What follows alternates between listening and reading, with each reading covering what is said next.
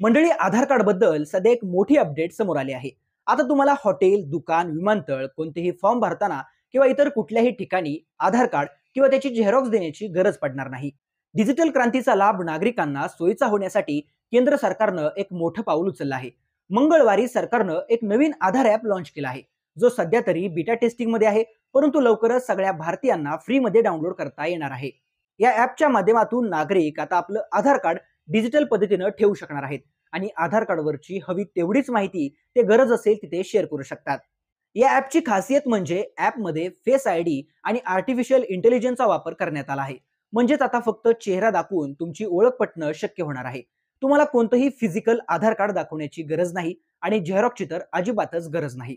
केंद्रीय मंत्री अश्विनी वैष्णव यांनी हे ॲप कशा प्रकारे काम करतं याचे काही व्हिडिओ शेअर केले आहेत।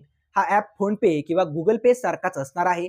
आपल्याला फक्त जिथे आधार कार्ड द्यायचं आहे तिथे दिलेला QR कोड मोबाईल मधील आधार ॲपनं स्कॅन करायचा आहे आणि मग मोबाईल मध्येच चेहरा दाखवून किंवा फिंगरप्रिंटनं ओळख पटवायची आहे। अगदी UPI पेमेंट करताना जसं करतात तशाच प्रकारे।